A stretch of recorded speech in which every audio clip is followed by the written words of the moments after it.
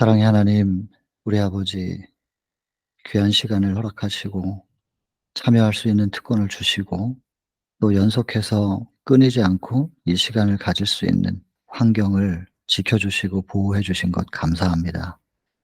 아버지, 이 시간에 예수께서 친히 선포하신 기별에 대하여 우리가 들여다볼 겁니다. 신께서 이 땅에 인간으로 오셔서 신의 입술을 통하여 전하신 기별이고 우리에게 주어진 구원의 메시지입니다. 그 어떤 사람의 입도 아니고 예수께서 직접 전하신 이 기별, 이것이 우리의 구원을 위하여 얼만큼 중요한 것인지 가장 핵심적인 것을 담아서 주께서 전하신 기별일 텐데, 아버지, 우리 이 시간을 통하여 예수 그리스도의 기별을 이해할 수 있는 지혜를 허락하시고 보고 듣고 붙잡을 수 있는 눈과 귀와 믿음의 손을 뜨여 주시고 열어 주시고 강하게 하여 주시기를 바랍니다. 시종을 아버지께 의탁을 드립니다. 들으시고 언제나 응답해 주심에 감사하며 예수님 귀하신 성으로 간절히 기도드립니다. 아멘. 자, 여러분, 오늘은 23 장입니다. 하나님 나라가 가까웠으니. 여러분, 이 챕터는 마가복음 1장 14절 15 절만 이해하시면 사실은 다 정리가 좀 됩니다. 특별한 어떤 스토리가 길게 있거나 그렇지는 않습니다. 여기 지금 마가복음 1장 14 절과 15 절이 있는데요. 요걸 좀 정리를 이렇게 해 보면, 예수께서 갈릴리에 오셔서, 여기 제가 인제 밑에다가 적었습니다. 왜 굳이 갈릴리여야 하는가, 그 이유가 이 챕터 안에서 상당 부분 많이 할애를 하고 있죠. 여러분, 사도행전 1장 8 절에 보면은 예수께서 제자들에게 하신 말씀입니다. "성령이 임하시면 너희가 권능을 받고 그다음 예루살렘과 온 유대와 사마리아와 땅 끝까지 가서 복음을 전파하고 나의 증인이 될 것이다." 그 말씀인데, 인제 거기에서 물론 이 성경절의 핵심은 인제 성령의 임함을 기다리라는 겁니다. 성령과 함께 가야 된다, 그것이지만 이 성령과 함께 나아가는 단계를 예루살렘부터 시작했습니다. 예루살렘, 온 유대, 사마리아 땅끝. 그래서 이 시작점 중심이 예루살렘이거든요. 근데 예수님께서 친히 이 땅에서 기별을 전하시는 이 메시지, 때가 찼고 하나님 나라가 가까웠으니 회개하고 복음을 믿으라. 이 5 단계거든요. 때, 때에 대한 이해, 그다음에 하나님 나라, 회개, 복음, 믿으라, 믿음, 이것에 대한 이 5 단계인데, 이 핵심적인 이 예수께서 직접 전하신 메시지를 예루살렘에서 하지 않고 갈릴리에서 하셨습니다. 왜 예루살렘이 아니라 갈릴리여야만 했는가? 이걸 우리가 생각을 해 봐야 될 부분입니다. 이 본문에 근거하여 그렇습니다. 그다음에 하나님의 복음을 전파하셨다고 하는데, 하나님의 복음 그러면은 로마서 1장 2 절이 떠오르죠. 하나님께서 당신의 아들에 대하여 약속하신 것, 그것을 복음이라고 했습니다. 로마서 1장 2 절에서. 그 약속은 언제 이루어졌느냐? 창세기 3장 15 절이죠. 그래서 이 최초의 이제 이 약속, 그래서 이거 원복음이라고 하거든요. 창세기 3장 15 절을.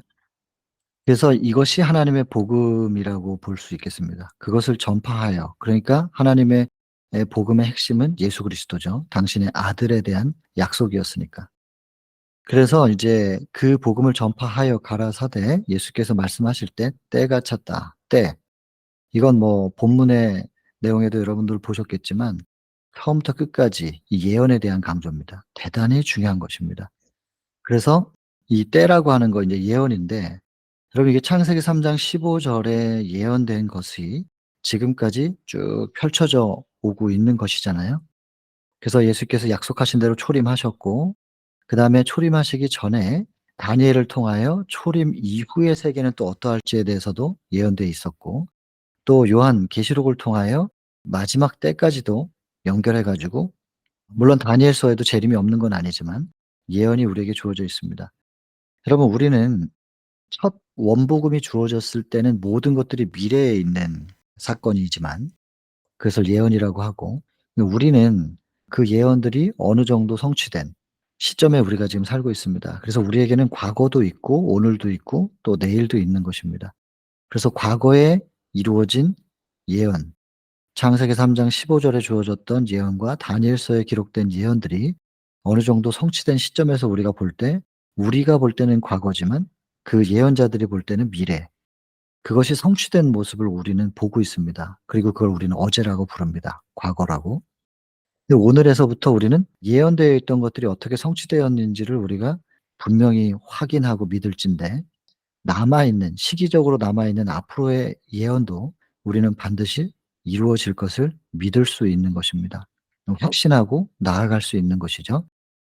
그래서 예언 연구는 너무나 너무나 중요합니다. 그래서 예수께서 이 땅에 계실 때도 제자들에게 "나중에 알게 될 거야." 하면서 미리 말씀하신 것들이 있는데, 왜 그러냐면 미래에 있을 일들을 미리 말씀하시고 그것이 성취되는 것을 제자들이 나중에 확인하고 예수님의 신성에 대하여 더 굳은 믿음을 갖게 하기 위하여 그리하셨다고 기록이 돼 있단 말이에요.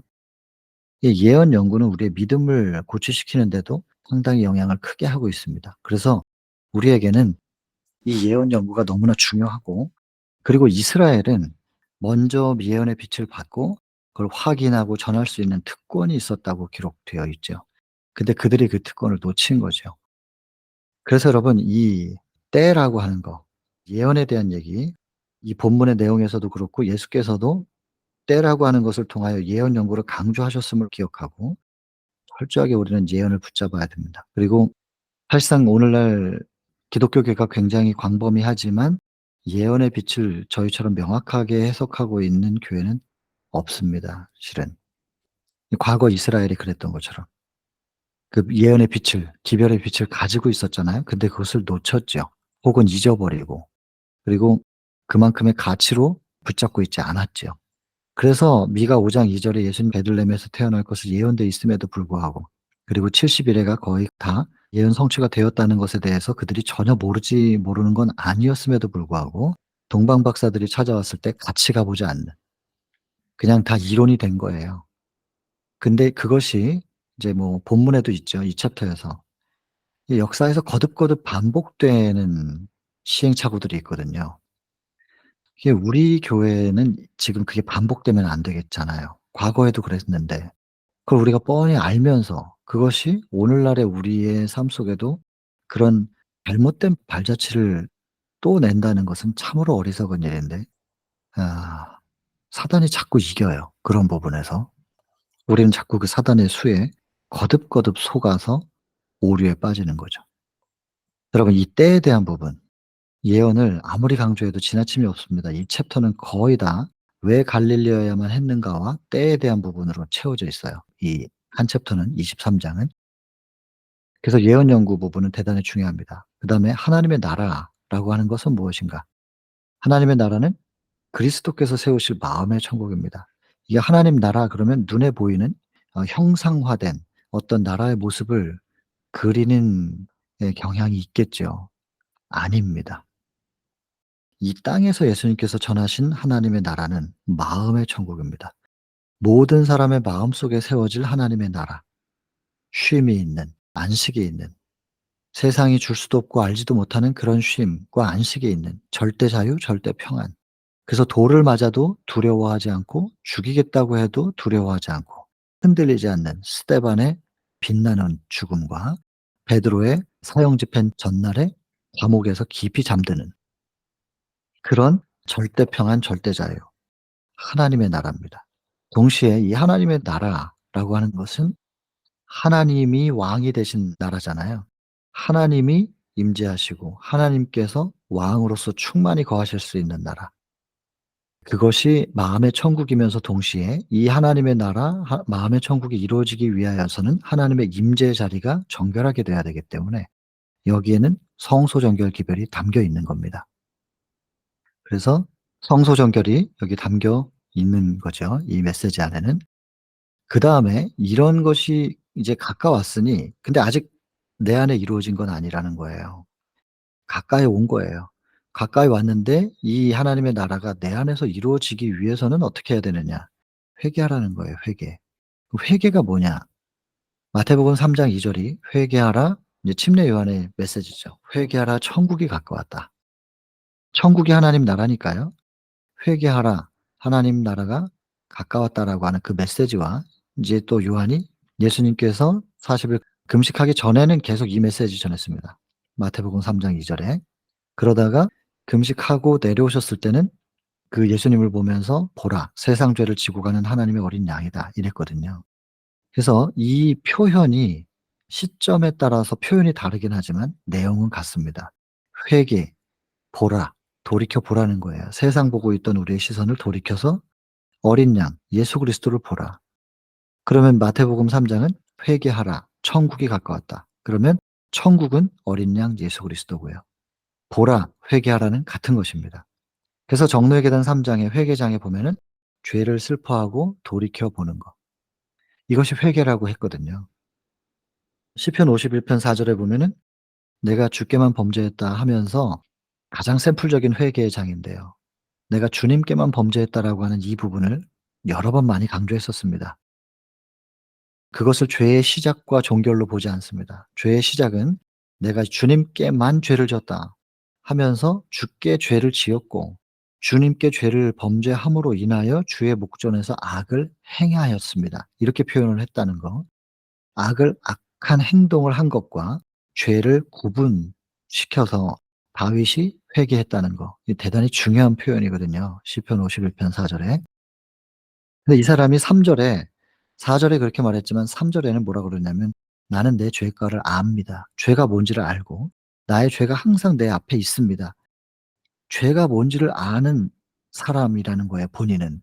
그 죄가 뭔지를 아는 사람이 "내가 주님께만 범죄했습니다."라고 말을 한다면 그리고 악한 행동은 죄의 범주 안에 포함시키지 않고 범죄한 결과로 악한 행동을 하게 되었다. 이렇게 표현을 했다면 우린 여기에 대해서 깊이 생각을 해 봐야 될 부분인 거죠.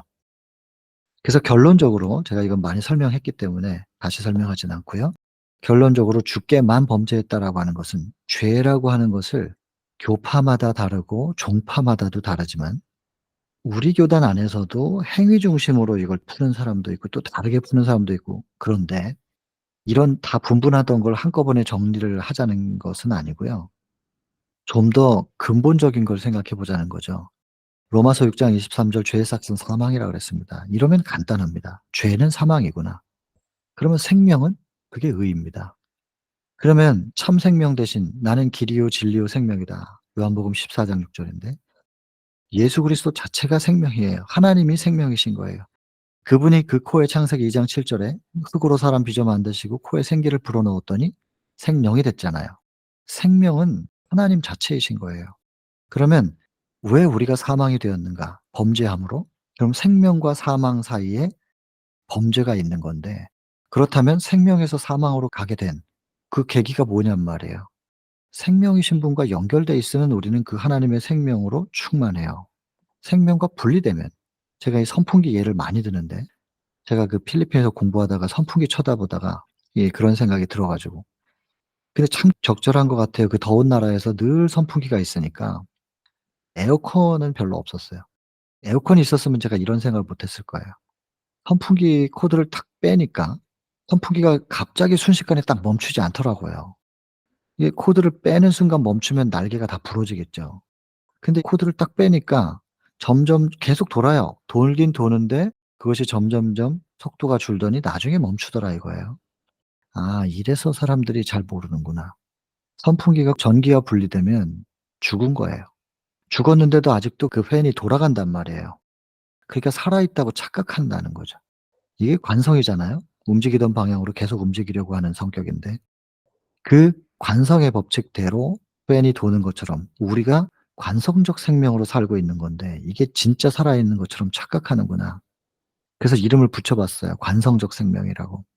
여러분 다시 코드를 연결시키면 다시 팬은 힘차게 돌 겁니다. 코드 빼면 돌지만 그러나 분명히 멈추게 되는. 하나님과 분리되면 그게 죽음이고요. 사망이고요. 그게 죄입니다. 그래서 죄라고 하는 것은 무엇이냐? 하나님과 분리된 상태가 죄인 겁니다. 하나님과 분리되니까 생명이지 않고 사망인 것이고 하나님과 분리되니까 사랑이지 않고 이기가 나오는 거고 자아가 올라가는 거죠. 하나님은 사랑이신데 사랑과 분리되니까 사랑과 반대된 것이 나타나는 거고 생명과 분리되니까 반대되는 것이 나타나는 겁니다. 곧 하나님과의 분리가 죄라는 겁니다. 그게 일반적으로 도덕과 윤리에서는 뭘 도둑질하면 범죄고 살인하면 범죄지만 기독교는 그 도덕과 윤리 위에 있어요. 참 사랑과 분리되는 게 죄고 참 생명과 분리되는 게 죄입니다. 그러니까 죄는 사망인 거죠. 그 사망인 상태가 되면 내가 죽었으니까 죽은 몸에서는 냄새도 나고 썩어서 구더기도 생기는 거예요. 그 냄새가 간음이고 구더기가 살인인 거예요. 생명과 끊어지니까 끊어진 사망된 상태의 결과들이 나타나요. 구더기가 생기고 냄새 나고 이런단 말이에요. 그게 악한 행동으로 나타나는 것입니다. 그러면 계속 구더기를 뺀다고 해 가지고 핀셋으로 제거한다고 해서 구더기가 또 안 생길 것인가? 끊임없이 생기거든요. 죽어 있는 시신에게는 계속 생기게 되어 있단 말이에요. 냄새가 날 수밖에 없단 말이에요, 썩어서. 이걸 해결하기 위해서 향수를 갖다 뿌리고 구더기를 제거한다고 해서 그런 식으로 회개한다고 해결될 일이 아니라고요. 진짜 회개는 다시 생명과 연결되는 거예요. 선풍기 코드 그냥 꽂아야 돼요. 참 생명 되신 분, 참 사랑 되신 분과 그분께로 우리가 시선을 돌려 세상을 쳐다보던 우리의 시선을 돌려서 그분을 바라보고 그분을 붙잡아서 다시 연결되는 것. 이게 회개란 말이에요. 그래서 하나님 나라가 가까이 왔으니 시선을 일단 돌리라는 거예요. 세상에서 돌려 그분을 보라고 그분 쪽으로 고개를 돌리라고. 그게 회개예요. 그다음에 복음이신 예수 그리스도 가까이 온 이미 와 계시는 계시록 3장 20 절이잖아요. 마음 문을 두드리고 계세요. 열어만 줘라고 계속해서 호소하신 그분께 마음을 열고 그분을 마음속에 받아들이는 것이 믿음이에요. 그게 요한복음 1장 12 절에 영접하는 자 곧 그 이름을 믿는 자. 하나님의 자녀가 되는 권세를 주신다는 건데 믿음은 곧 영접이다. 그래서 요 때가 뭔가, 나라가 뭔가, 회개가 뭐고, 복음은 무엇이고, 믿는다는 것은 무엇인가. 이것만 딱 요렇게 정리를 하시면 이 한 챕터는 다 정리가 된 겁니다. 그래서 마가복음 1장 14절 15 절을 요 성경절을 좀 외우시고 외우시더라도 예수께서 갈릴리에 오셔서 하나님의 복음을 전파하여 이렇게 외우면 잊어버려요. 그냥 예수님께서 갈릴리에 오셔서 그러면은 지도 같은 거 한번 펼치셔 가지고 '갈릴리가 어디쯤 있나?' 이러면서 한번 보세요. 지도 사진이잖아요. 이미지 그림이잖아요. '아 여기구나.' 그 갈릴리 지역의 사진도 좀 보시고 요즘 구글링 하면 다 보이잖아요. 그래서 그걸 상상해요. 거기에 그 갈릴리에 이렇게 서 계신 예수님이 머릿속에 딱 그려지는 거예요. 그 예수님이 근데 왜 예루살렘에서부터 그렇게 북쪽으로 한참 올라가셔서 거기서 그러셨지? 인제 이렇게 자연스럽게 물음표가 자꾸 떠오르는 거예요. 그러면서 생각을 넓혀 나가면 다 그냥 기억이 됩니다. 갈릴리라고 하는 지역에 서셔서 예수께서 말씀하시고 계시는 모습을 딱 머릿속에 떠올려 보는 거예요. 그 뭘 말씀하셨는가? 그 말씀하신 내용이 뭐냐면 "때가 찼고 때가 되었구나." 그래서 이럴 때는 뭐 시계를 좀 상상을 해 보셔도 되겠죠. 시계가 정확한 때를 향해서 탁탁 가고 있는데 하나님 나라 예수님이 인제 오신 거예요. 머릿속에 그려지고. 그래서 노크를 하시니까 이렇게 다른 데 보고 있다가 노크하는 쪽으로 고개를 돌리는 거예요. 그게 회개하는 거죠. 그리고 나서 '누가 오셨나?' 그러고 보니까는 예수님이거든요. 문을 열고 그분을 마음속에 모셔 드렸다. 이게 영접했다. 문 열고 그냥 "들어오세요. 환영합니다. 영접합니다." 요렇게 딱 그리면 요 14절 15 절이 싹 머릿속에 외워지실 겁니다. 그리고는 하나하나 정리하면 갈릴리에 왜 갈릴리여야 했을까? 때라는 건 무엇인가? 예수님께서 말씀하신 단계, 때가 찼고 하나님 나라가 가까웠으니. 나라는 무엇인가? 회개라는 것은 무엇인가? 정로 3 장도 많이 보시고 시편 51 편도 많이 좀 보시고 동시에 보실 것이 회개도 우리가 하는 게 아니니까 회개의 영이 임하셔야 하는 거니까 스가랴 12장 10 절부터 13장 1 절까지 내가 다윗의 집과 예루살렘 거민에게 은총과 강구하는 심령 곧 성령을 부어 주리니 그제야 그들이 그 찌른 바 그를 바라보고 애통하기를. 참된 애통이 시작되죠. 이게 정로 3 장에서는 죄를 슬퍼하고 죄가 너무 좋은데 이걸 하지 말아야 하늘 가니까 그러면서 억지로 돌아서는 게 아니고 내 이 죄 때문에 이것 때문에 나를 사랑하신 그분의 그 큰 희생이 있을 수밖에 없었고 그 사랑으로 그 사랑에 감동된 사람들이 죄를 보니까 혐오스러운 거예요. '이것 때문에 이까짓 것 때문에 그분이 그렇게 죽으신 거야?' 여러분 이게 죄를 참는 게 아니고 좋은데 하늘 가기 위해서 참아내는 게 아니고 슬픈 거예요. 이까짓 것 때문에 그분이 내가 나를 그렇게 무조건적으로 사랑해 주시는 분을 언제 또 만날 수 있을까? 요즘처럼 자기만 생각하는 세상 속에서, 자기중심적인 세상 속에서 이렇게 철저히 이타적으로 나를 사랑해 주시는 분, 이 사랑을 언제 또 만날 수 있겠어요? 그 사랑이 나의 이까짓 것들 때문에 그렇게 참혹하게 죽을 수밖에 없었던 거구나. 이런 것들이 이제 생각이 되면 혐오스러운 거죠, 죄가. 그래서 화투 때문에 돈을 재산 다 잃고 자녀들이 괴로워하고 굶주리는 모습을 보면서 자기 손을 돌로 내려치는 그런 사람들의 이야기라든지, 뭐 술도 그래요. 술이라든지 술 때문에 이성을 잃고 어떤 행동을 했는데 아침에 깨어나 보니까 너무나 사랑하는 사람들이 괴로워하고 있는 모습을, 그걸 확인하고는 술이 혐오스러워지고 그런 거지요. 그런 사람들, 근데 그러면서도 정말 혐오스러워 가지고 술병 다 집어던지고 담배를 꺾어 버리고 그래 놓고서는요, 다시 술병을 잡으면 자살하고 싶은 거예요. 자기도 모르게 술병을 또 잡게 되고 또 그 술을 내 입에다 갖다 대고 나서 다시 그 술에 깨고 나면 죽고 싶은 거단 말이에요. 이런 거 잘 모르시죠? 근데 여러분, 이 사단의 죄 그 유혹에 어쩔 수 없이 그렇게 빠져 가지고 그걸 또 반복하고, 반복하고 그러다가 자살 충동을 느끼는 그런 사람들이 얼마나 많은지 몰라요. 그거 자기 힘으로는 안 되는 겁니다. 아이들의 게임도 자기 힘으로는 못 끊는 것이고요. 중독이라는 건 돼 보지 않은 사람은 모르거든요. 자기 힘으로 되는 게 아니고 그것이 정말 복음의 능력으로 '아 이런 게 있을 수가 있구나. 이렇게 될 수가 있구나.' 이제 그런 식으로 복음의 능력으로 재창조를 받는 거라니깐요. 그렇게 이게 복음의 능력을 그래서 맛보아 알라는 거예요. 맛보아 알라. 그래서 이 죄라고 하는 것은 '내 의지로 끊어내겠다.'라고 하면서 내가 하는 게 아니고 정말로 내 의지를 어떤 방식으로든 분리되고 싶다는 간절한 소망이 있다면 복음의 능력과 우리가 연합해야 됩니다. 내 힘만 가지고는 절대로 안 되고 우리가 '이걸 끊어내겠다.'라고 하는 결심과 다니엘처럼 뜻은 정해야죠. 뜻을 정하고 내 의지를 성령께 맡겨 가지고 그 성령께서 복음의 능력으로 역사하셔서 내 의지도 조절하시면서 복음의 능력으로 재창조하여 그것이 정말 슬퍼하게 만드시고, 그리고 내 의지까지도 그분께 맡겨 드렸더니 그분이 조절하시면서 우리가 예수 그리스도를 붙잡고 나아가게 하는, 그래서 성령께서 임하시면 죄를 슬퍼하게 하고 돌이키게 하시고, 돌이켰다고 해서 그 본성이 끌어잡아 당기지 않는 건 아니거든요. 다시 가요. 돌이켰지만 슬퍼하고 다시 그쪽으로 예수께로 고개를 돌려도 또 자꾸 고개가 돌아간단 말이에요. 그거조차도 하나님께 맡겨야 된다니까요. 그래서 회개 자복 정로의 계단에 보면 3장 회개, 4장 자복, 5 장이 뭐냐면 헌신이에요. 아무리 회개했어도 또 자꾸 돌아간다. 그러니 그 본성까지도 나한테 맡겨라. 내가 완전히 그걸 조절할 수 있게. 주인이 바뀌는 거예요. 그게 본성의 변화예요. 그렇게 되는 단계대로. 그게 인제 회개죠, 회개. 근데 정노의 계단 한번 보세요. 정노의 계단 3 장, 4 장, 5 장을 보시면 요 회개에 대한 부분들은 아마 잘 이해하실 수 있을 거예요. 그래서 스가랴 12장 10 절부터 아까 말씀드린 대로 그게 애통하게 하는 성령의 임하심을 얘기하는 거거든요. 그래서 같이 성경절들과 시편 51 편, 스가랴 12장 같이 이렇게 보시면서 이 회개라고 하는 거, 요 한 단어로 딱 여기에 함축되어 있지만 이 안에 우리가 생각해야 될 것들은 많습니다. 그래서 회개하고, 그리고 복음은 역시 예수 그리스도잖아요. 그 예수 그리스도를 영접하라.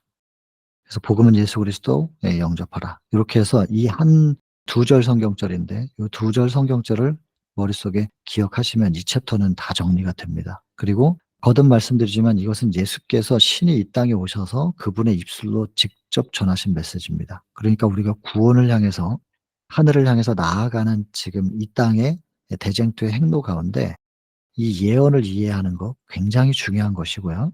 하나님 나라가 무엇인지를 이해하는 건 너무너무 중요합니다. 이스라엘 당시에도 마음의 천국에 대한 이해를 못 했어요. 그래서 자꾸 엉뚱한 메시아를 기다렸잖아요. 정복자 메시아를 기다리다가 결국 예수님이 능력은 있으신 분인데 그 시도를 하지 않으니까 미워해요. '저렇게 큰 능력을 가지고 나라와 민족을 위하여 쓰지 않는다.'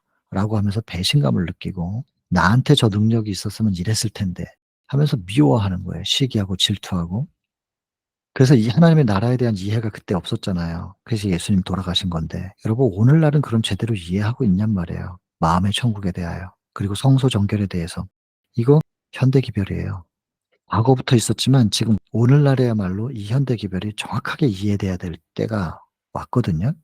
근데 아직도 마음의 천국과 성소 정결에 대하여 온전히 이해가 지금 안 되고 있는 듯하단 말이에요. 그리고 이게 이루어지려면 내 힘으로가 안 되고 우리 안에 복음의 능력이 임해야 되는 거죠. 이 복음의 능력. 로마서 1장 16 절에 있는 모든 믿는 사람들, 모든 영접한 사람들을 구원에 이르게 하는 하나님의 능력이다. 그게 인제 복음인데 이 복음의 능력이 우리 속에 영접되어져서 믿어져서 그 복음의 능력이 우리를 재창조할 때만 그게 가능한 거니까요. 그래야 이 하나님의 나라가 우리 속에서 건축이 되는 건데 이게 되려면 먼저 우리의 시선이 돌이켜져야 된단 말이에요.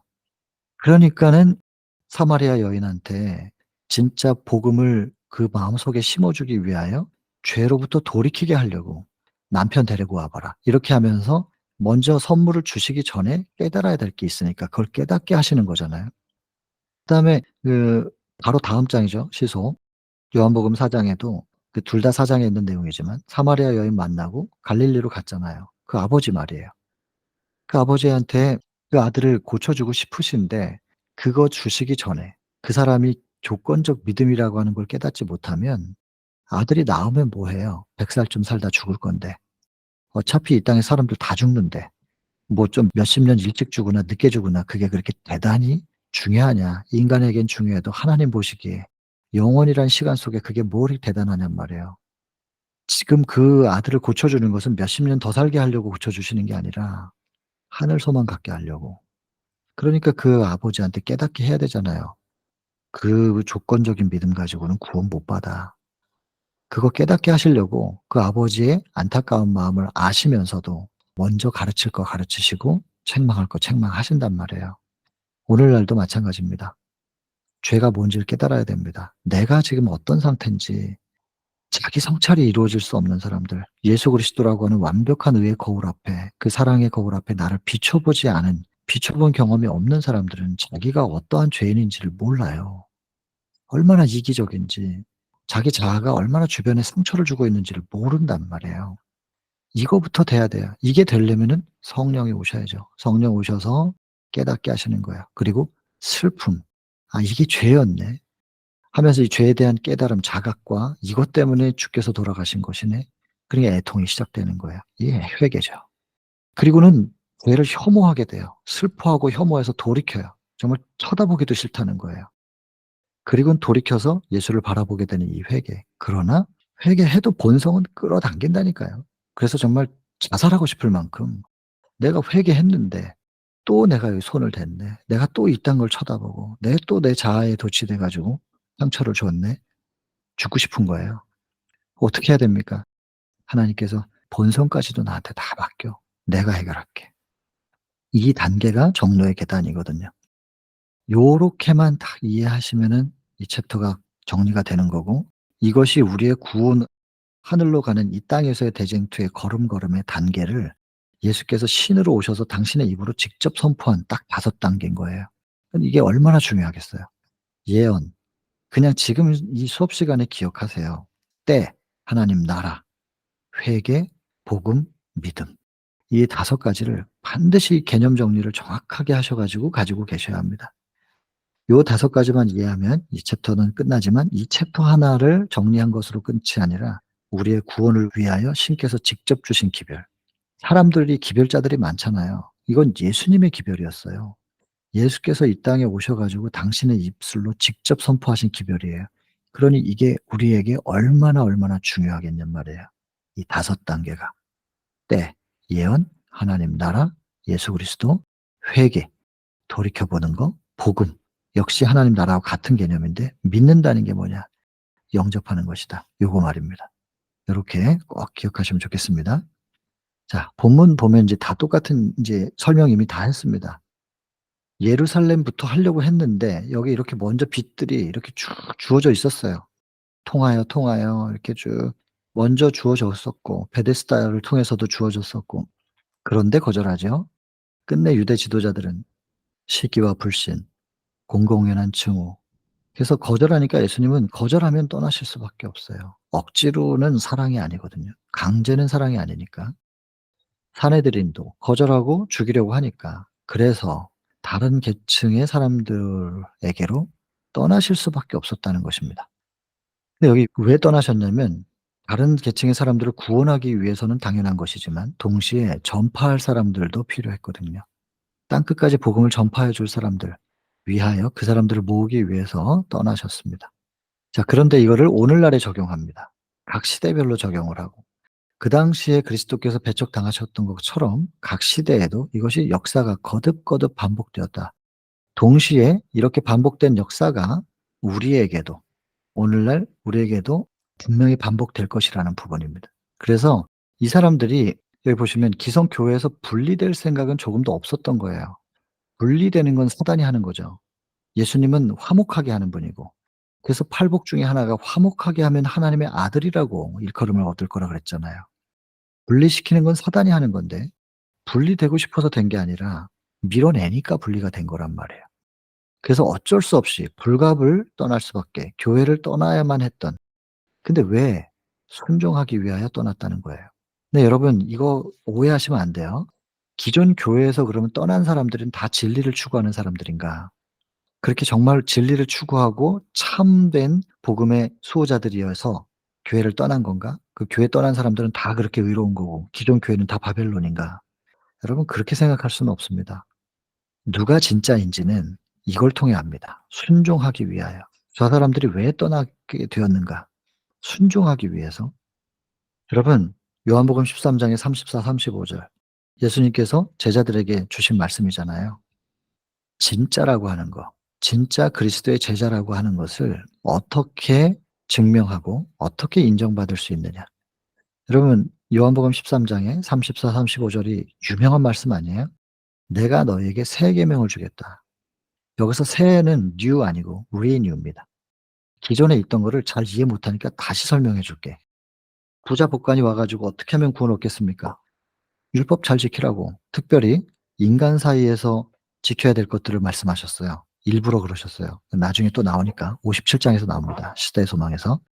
그때가 설명을 자세히 하기로 하고 그랬더니 율법 지키라 그랬더니 다 지켰다는 거예요. 그랬더니 예수님께서 "그래? 그러면 가진 거 다 팔아서 나눠 주고 너는 나를 따르라." 여러분 이 사람이 첫 번째 율법 지키라는 말씀을 듣고 '아 그것입니까? 알겠습니다. 그러면 구원 얻겠습니다.' 얻는 거군요. 그러고서 그냥 갔으면 두 번째는 못 들었어요. 근데 그 사람이 그걸 지켰다고 하니까 '아 그래? 그러면 이렇게 다 팔아서 나눠 주고 따라와.' 이게 두 번째 걸 주셨잖아요. 구원이 뭐냐고 질문하는데 예수께서 그걸 대답을 아끼실 리가 없는데 첫 번째를 주고 했다 그랬더니 두 번째를 말씀하시는. 여러분 이거는 첫 번째, 두 번째 이렇게 단계별로 주신 게 아니에요. 첫 번째 지키라고 했더니 다 했대. 그리고 자기가 다 지켰다는 거예요. 그랬더니 예수님께서 "내가 지금 지키라고 하는 게 무슨 말인지를 잘 모르는구나. 잘 이해를 못 하는구나. 내가 다시 설명해 줄게." 그러면서 똑같은 얘기를 다시 얘기하는데 표현만 달리한 거예요, 이해할 수 있도록. 똑같습니다. "내가 너에게 새 계명을 주노니." 할 때 새가 new 새로운 게 아니고 기존에 있는 율법을 잘못 이해하고 있으니 내가 다시 새롭게 설명해 주마. 그러면서 하신 말씀이 "너희는 서로 사랑하라." 사랑하는 거다. 그리고 "내가 너희를 사랑한 것 같이."라고 표현되어 있지만 예수님이 그렇게 했으니까 우리도 그렇게 해야 돼 하면 됩니까 그게? "내가 너희를 사랑한 것 같이 너희도 서로 사랑하라." 이렇게 돼 있지만 그 의미가 무엇이냐? "내가 너에게 사랑을 주었잖니." 내가 준 사랑으로 너희 가슴이 채워지면 그 사랑은 다함이 없는 사랑이라. 그 사랑이 너의 마음의 그릇에 채워지면 차고 넘칩니다. 내가 준 사랑으로 너희는 서로 사랑하라. 그렇게 이해해야 됩니다 우리가. 주님이 이렇게 사랑하셨으니까 우리도 이렇게 사랑해야지 하면서 해 보세요. 그게 되나. 벅벅 긁으면 이게 내 속에 얼마 없는 사랑 퍼내 가지고 쓰다가 나중에 바닥 긁어야 돼요. 그분이 주신 사랑으로 우리가 충만해지면 그 사랑으로 우리가 서로 사랑하는 겁니다. 인간은 스스로 사랑 못 하는 거예요. 그래서 그렇게 사랑하게 되면 너희가 먼저 서로 사랑하게 되면 그 사랑하는 모습을 본 모든 사람들이 너희가 그리스도의 제자인 줄을 알게 될 것이다. 그래서 "내가 진짜예요."라고 주장해서 인정받는 게 아니고 먼저 주변 사람들이 '저 사람들이 진짜야.' 해줄 때 인정받을 때 우리가 증명이 된단 말이에요. 여러분 여기 순종하기 위함이다. 최종적인 순종은 무엇이겠어요? 우리의 삶이 예수 그리스도의 증거를 할 수 있는 삶의 모습인가? 이것이 곧 순종입니다. 그래서 지금 뭐 그러면 완전한 사랑으로 살아가는 사람이 어디 있겠어요? 완성이 아니더라도 말입니다. 이 단체가 교회에서 벗어났다면 떨어졌다면 그 떨어진 단체와 조직이 무엇을 추구하는가? 그들의 핵심 기별은 무엇인가? 어떤 말씀을 추구하는가? 그리고 그 말씀에 입각하여 어떤 비전으로 나아가고 있는가?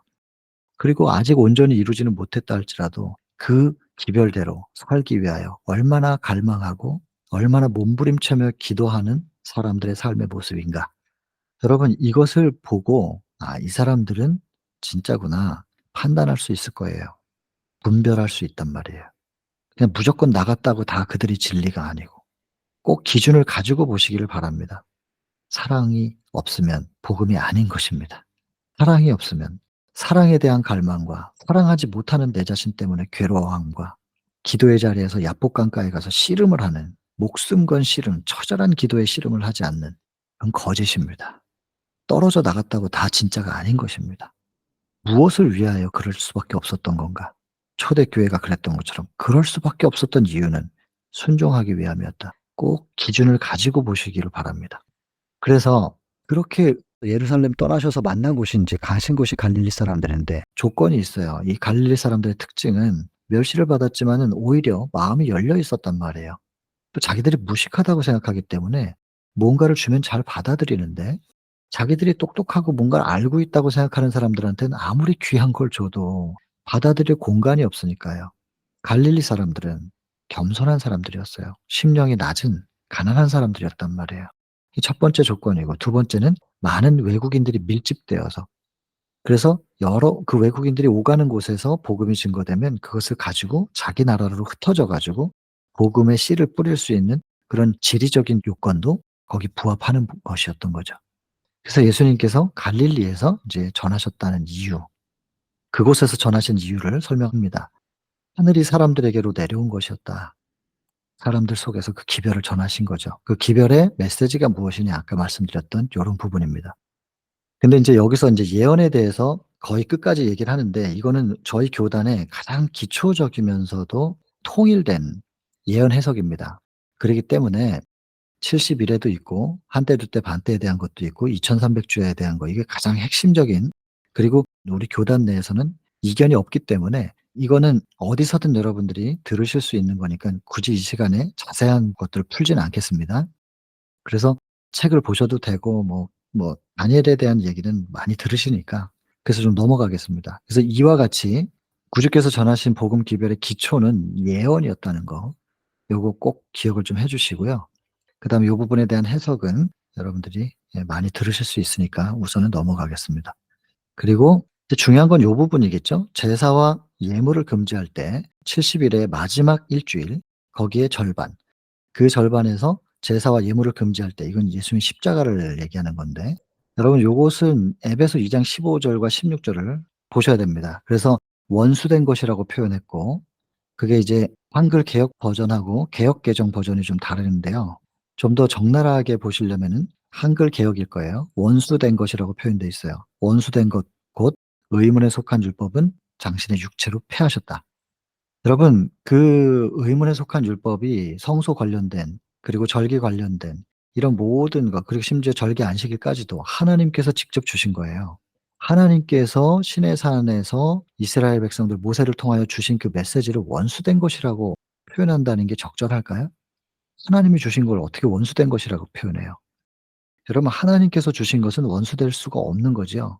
근데 사람들이 그 하나님께서 주신 그 율법의 형식만 취하면서 속에 있는 것은 버리고 형식을 취하고 그 형식으로 마치 수갑처럼 사람들을 다 이렇게 속박하는 거예요.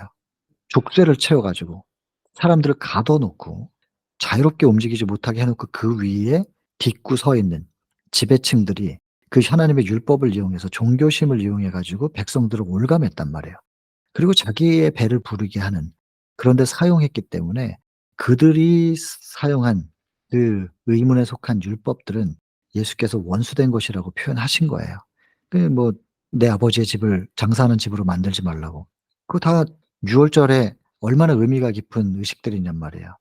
그 의식 자체가 원수된 것이라고 말하는 게 아니라 그 속에 참된 의미는 배제된 상태에서 지배층들이 그걸 가지고 백성들을 올가매고 피를 빨았단 말이에요, 백성들을. 그러니까 예수께서 증오하신 거예요, 그 부분을. 그래서 원수된 것이라고 표현할 만큼. 그래서 더 이상은 양을 잡아 바치거나 성소라고 뭐 어떤 특별한 장소에 가 가지고 예루살렘에 우리가 찾아가서 거기서 1 년에 한 번씩은 예배를 드려야만 제물을 드려야만 죄를 속함 받고 구원을 받을 수 있다는 이런 건 완전히 폐하신 것이죠, 십자가를 통해서. 그래서 이런 부분들을 우리가 오늘날 우리의 신앙에도 적용시켜서요. 그 시신이 썩어 있는데 회를 칠하는 무덤의 모습, 이 모순된 부분을 우린 많이 생각해 봐야 될 겁니다. 근데 이걸 많이 생각하면 회도 칠하지 마 인제 그러면 이렇게 돼 버리는데 그게 아니고 핵심 중심은 속이 썩어 있는 것을 자꾸 얘기하는데 겉을 모양을 만들자라든지 모양이 필요 없다라든지 어느 쪽이든 간에 모양에 자꾸 주목하고 있는 거잖아요. 그게 아니란 말이에요. 중심이 분명하면 내가 이걸 먹어서 시험이 되면 내가 안 먹겠다는 거예요, 바울은. 내가 이걸 안 먹어서 시험이 된다면 나는 먹겠다. 완전히 율법 위에 올라가 있는 득도한 경지예요. 먹든지 안 먹든지 보여지는 모습이 어떠하든지 상관없다는 거예요. 중심이 무엇인가? 이게 먼저고 이 겉모양은 내가 안 해서 시험이 되면 나는 해야 된다. 철저히 해야 돼요, 이스라엘 앞에서는 또. 근데 이방인들에게 전도를 하는 데 있어서 이걸 고집해 갖고는 안 될 것 같아. 그들과 흡수될 수 없고 그들 속에 들어갈 수가 없을 것 같아요, 마음에. 이 소통이 안 되고 교감이 안 될 것 같아요? 그러면 먹겠다는 거거든요. 그것이 심지어 돼지고기나 술이나 이런 것들이라고 저는 생각하진 않아요. 그러나 바울은 이런 표현을 통하여 중심이 무엇인지를 자꾸 강조하는 것인데 이런 표현들을 보면서 우리 사람들이 계속 뭘 생각하느냐. 중심을 보라고 주신 말씀을 가지고 '그러면 이거 해도 되는 거예요? 그럼 이런 상황에서는 이건 돼지고기도 먹어도 돼요?' 이렇게 겉으로 드러난 걸 가지고 자꾸 그걸 쳐다보면서 그거 가지고 논쟁한단 말이에요. 그 모든 이야기들이 이쪽이든 저쪽이든 해도 된다 안 해도 된다. 이거 다 겉모양 갖고 얘기하는 거니까 그걸 다 차치하고 중심의 뿌리를 생각하라고 우리의 시선을 끌어잡아 당기고 있는데도 불구하고 계속 겉의 것만 얘기해요. 여러분 제사와 예물을 금하셨어요. 금하신 예수 그리스도의 취지가 무엇인가? 이걸 생각하고 먼저 뿌리로 옮겨지는 것이 참으로 중요하다는 거. 이거는 다른 예언들은 다 똑같이 좀 해석들을 보시더라도 요 부분에 담겨 있는 의미를 오늘날 우리에게 어떻게 적용시킬 것인가는 좀 더 생각해 봐 주셨으면 좋겠다는 거고요. 그래서 인제 마지막 남아 있는 한 일해에 절반의 십자가가 있었고 그다음에 스데반의 순교를 통하여 인이 쳐져서 마지막 일해도 끝납니다. 그래서 70 일해가 완성이 되는, 그리고 나서 예수님의 제자들은 로마의 1차 포위가 AD 66 년에 있었고 67 년에 1차 포위가 풀렸을 때 다 나갑니다. 예루살렘을 다 떠나요. 떠나고 멸망에 가증한 것이 거룩한 곳에 선 것을 보거든 산으로 도망하라 한 그 메시지를 기억했던 제자들이 다 떠나고 다음에 AD 69 년에 2차 포위가 생기고 AD 70 년에 이스라엘은 지구 속에서 사라져요, 그 국가가. 그러다가 1948 년에 다시 지금 이게 유대인들을 통하여 복귀된 건데 어쨌든 이 역사는 정확하게 성취가 되었습니다. 예언대로 성취가 되었고 그리고는 제자들에게 예언 연구의 중요성을 그렇게 강조하셨다는 거. 오늘날도 마찬가지입니다. 남아 있는 예언들이 있기 때문에 우리 철저하게 예언을 연구하고 예언의 흐름을 기억하고 계셔야 된다는 것입니다. 그리고 이게 인제 하나의 특권이었는데 유대 백성들이 이 특권을 놓친 거잖아요. 오늘날 우리 제칠안식일 예수 재림교회도 엄청난 특권을 받은 거거든요. 엄청난. 예언의 해석에 대한 특권뿐만 아니라 우리가 화이비를 통해서 예언의 신도 가지고 있잖아요. 이거 이제 다시 말씀드리지만은 이 예언의 신이 성경을 바로 이해하게 하고 더 명확하게 해 주기 때문에 필요한 것이지 이것이 성경보다 더 앞에 있을 수는 없습니다. 그래서 어쨌든 이 성경을 바로 이해할 수 있는, 예언도 성경에 있는 내용이고 복음의 진수도 성경에 있는 건데 이거를 잘 이해 못하게끔 사단이 자꾸 영안을 흐트러뜨린 그런 시대에서 우리에게 이러한 영안이 열리게끔 도와주는 이런 빛을 우리가 가지고 있으니 이게 얼마나 큰 특권이겠어요. 근데 이스라엘이 이 특권을 놓쳤던 것처럼 우리도 놓치고 있진 않은가. 이것은 뭐 너무너무 깊이 생각해 봐야 될 부분이잖아요. 읽는 자는 깨달을진저. 근데 그 율법사 예수님께 찾아온 율법사에게는 말씀하셨거든요. 율법에 뭐라고 적혀 있으며 너는 그것을 어떻게 읽느냐, 어떻게 해석하고 있느냐. 이거 적혀 있는 글자는 다 똑같은데 이걸 어떻게 읽고 어떻게 이해하고 있는가? 이거 대단히 중요한 부분이란 말이죠. 그래서 이걸 제대로 이해하려면 성령, 요한복음 14 장부터 16 장까지 성령이 임하시면 성령을 교사 삼아 교사로 성령의 지도하심을 따라 말씀을 봐야 되는데 자꾸 엉뚱하게 쳐다보면은 이상한 해석을 하게 되는 거죠. 성령을 간구하시고 성령의 글, 영감의 글을 통하여 성경을 올바로 우리가 이해하고 참복음을 향해서 따라갈 수 있도록 우리에게 특권이 주어졌으니 우리가 그 특권대로 따라가면서 그렇게 우리가 가지고 있는 빛을 또 나누는, 그래서 나눌 때는 예언의 신에 대한 거부감을 갖고 있는 분들에게는 예언의 신부터가 아니라 성경으로, 성경 속에 예언의 신을 녹여서 얼마든지 말씀 나눌 수 있거든요. 그 예언의 신을 충분히 이해하시면 그거를 성경에다 녹여 가지고 성경으로만 나눌 수 있단 말이에요. 이제 그렇게 우리들이 훈련이 되면 뭐 더 바랄 게 없겠죠, 지금으로서는. 자, 그렇게 해서 인제 쭉 나오고 있고 다니엘에게 가서 이 기별을 줬던 천사가 가브리엘인데 그 가브리엘이 사도 요한에게도 똑같이 임해서 이제 계시록도 줬다는 얘기입니다. 그리고 인제 초림은 은혜의 왕국이고 재림은 영광의 왕국을 이제 선포하게 하시는 것이고 그리고 마지막 때에 대해서 이해하게 될 것이다. 그래서 여러분 이 예언이라고 하는 것 자체가 미래에 있을 일에 대한 어떤 희망적인 예언, 그러면 우리가 알지 못하는 미래를 보여주니까 뭔가 쫙 펼쳐지는 것 같잖아요. 그 광대하게 쫙 이어질 것 같은. 근데 여러분 그 예언은 예언의 결론이 뭐냐? 정말이에요. 그러니까 우리는 모두가 다 어디를 향해서 달려가냐면 절벽을 향해서 달려가고 있는 거예요. 근데 절벽을 향해서 달리다가 어떤 사람은 절벽 밑으로 떨어져 죽을 것이고요. 어떤 사람은 이륙을 할 거예요.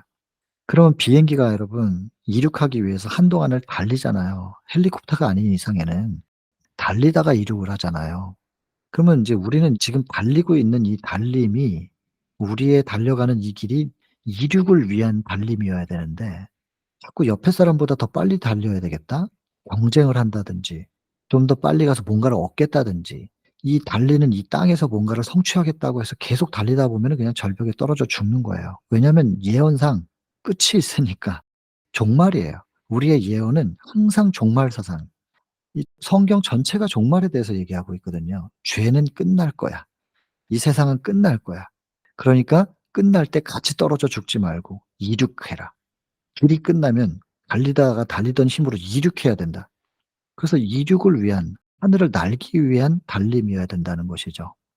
우리가 예언 연구하는 것도 그렇고 예언을 붙잡고 알면서 지금 이 땅에서 달려가는 것도 '아 요 이제 곧 이륙할 때가 됐다. 속도를 쪼끔씩 올리자.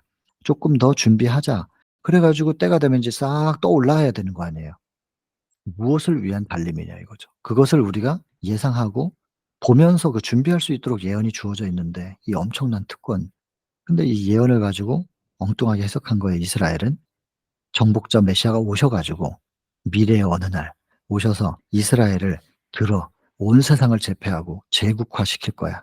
이런 식으로 해석했단 말이에요. 이 땅에다가 희망을 두고. 그러니깐 절벽으로 떨어져 죽죠. 여러분 예언의 끝은 종말입니다. 이륙 준비하셔야 됩니다. 이륙 준비. 꼭 기억하셔야 됩니다.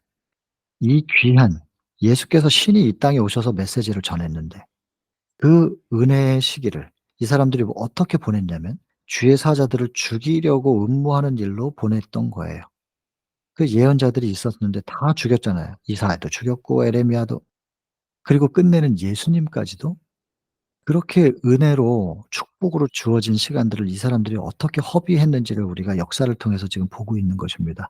여러분 오늘날 우리는 그렇다면 이 마지막 때의 은혜와 기회의 시간, 아직 온전히 이루지 못한 내 안에 구원을 이루라고 주신 은혜의 시간, 기회의 시간이죠. 그리고 우리가 만나는 사람들 제일 먼저는 가족들부터 시작해서 '아직 구원을 모른다. 구원에 대해서 아직 준비가 안 돼 있는 것 같다. 개념조차도 없다.' 한다면 이 사랑하는 가족들을 위하여 이것을 나누라고, 그리고 가정을 넘어 지인들, 주변의 친구나 이웃이나 혹은 또 뭐 먼 나라까지도 그걸 전하라고. 우리가 지금 사용하고 있는 이 시간들 말입니다. 우리가 누리고 있는 이 시간의 의미가 무엇이냐? 내 안의 구원과 내 바깥에 만나지는 사람들의 구원을 위하여 오직 그것만을 위하여 시간을 쓰기에도 아마 부족할 거예요. 뭐 하는 데 시간을 보내고 있는가 이거죠. 시간만큼은 너무나도 공평하니까. 여러분 어떤 분이 그렇게 해석을 해요. 사람이 뭘 잘못을 하잖아요. 그럼 왜 감옥에 가두는가. 만약에 뭐 죄를 지으면 과거에 그런 때가 있었잖아요. 도둑질하면은 100만 원, 강도질하면은 500만 원, 살인했어 1,000만 원. 그래서 면죄부를 팔았단 말이에요. 돈 많은 사람들은 살인 아무리 해도 괜찮아요. 난 뭐 1,000만 원씩 아무리 줘도 괜찮은 거예요. 누구한테는 그게 1,000만 원이 엄청나게 큰 거지만 어떤 사람에겐 또 그렇게 가볍게 할 수 있는 거니까. 그럼 그게 형벌이 되겠냔 말이에요. 그러나 모든 사람들에게 공평하게 주어진 것이 시간이기 때문에 어떤 잘못을 하면은 어떤 지위에 있는 사람이든지 간에 그 시간을 가둬두는 거예요. 이 공간에서 이렇게 시간을 보내. 5 년, 10 년, 20 년, 평생 이렇게 보내라고 하고 시간을 제한해 버리는 거. 이것이 모든 사람에게 가지고 있는 똑같은 조건이기 때문에 시간만이. 시간 외에는 다 다르니까요. 뭐 형편 배운 것도 다르고 가지고 있는 돈 시작할 때 가지고 있던 돈도 다르고 재능도 다르고 다르니까 그걸 막아 가지고는 공평하게 그 처벌을 할 수 없으니 가장 공평한 게 시간을 가둬두는 형벌을 준 거란 말이죠. 여러분 그런 것처럼 세상도 그건 알아요. 모든 사람에게 주어진 공평한 게 시간이라는 거. 그거 가지고 불평불만할 수 없고 핑계를 댈 수가 없어요. 우리에게도 우리가 뭐 못나게 태어났어도 시간은 가난한 집에서 태어났어도 시간은 다 똑같았기 때문에 그 시간을 어떻게 보냈는가, 무엇을 생각하며 무엇을 바라보며 보냈는가에 대해서는 예수께서 물으실 거란 말이죠. 여러분 우리에게는 지금 굉장히 큰 뭐 헤아릴 수 없는 은혜와 기회의 시간이 주어졌습니다. 이 시간 동안에 우리가 뭘 생각하고 뭘 바라보며 어떻게 이 시간을 활용하며 살아가는 것인가 돌아봐야 될 부분인 거죠. 예언, 시간입니다. 시간에 대해서 얘기하고 있는 거거든. 미래에 있을 이 일에 대한 시간. 그래서 여러분 이륙 준비하셔야 됩니다. 이륙 준비. 그래서 이제 마무리를 짓습니다. 이와 같이 오늘날에도 이 세상 왕국은 사람들의 생각을 온통 사로잡고 있으며 그들은 예언의 신속한 성취와 하나님의 나라의 신속한 도래의 징조들의 주의를 기울이지 않는다. 형제들아 너희는 어두움에 있지 아니하매 이미 빛이 주어졌어요. 기별이 주어졌단 말이에요. 그날이 도적같이 너희에게 임하지 못할 것이다. 알고 있는 사람들은 갑자기 당하지 않아도 된다는 얘기죠. 너희는 다 빛의 아들이고 낮의 아들이라 우리가 밤이나 어두움에 속하지 아니하나니라는 특권을 받은 거예요. 이렇게 특권을 받았는데 이걸 활용하지 못한다는 것은 안타까운 일 아니겠어요? 우리는 우리 주의 재림의 시간을 알 수는 없지만 정확한 시점은 몰라요. 그거 정하면 그게 또 이단이에요. 성경적이지 않은 거니까. 그러나 그 때가 가까이 이르렀다고 하는 것은 알 수 있습니다. 그러므로 우리는 다른 이들과 같이 자지 말고 오직 깨어 근신할지라. 여러분 깨어날 때입니다. 깨어나고 이륙 준비를 해야 될 때입니다. 그리고 이륙을 위하여서는 또를 내야 이륙이 되니까 우리가 오늘 우리의 발걸음에 스스로가 채찍질을 할 때입니다. 그리고 분명히 하늘로 들어올리기 위하여 손 내밀고 계신 그 하늘로부터 내려온 손 딱 붙잡고 우리가 달려가다가 이륙을 해야 될 때가 지금인 것이죠.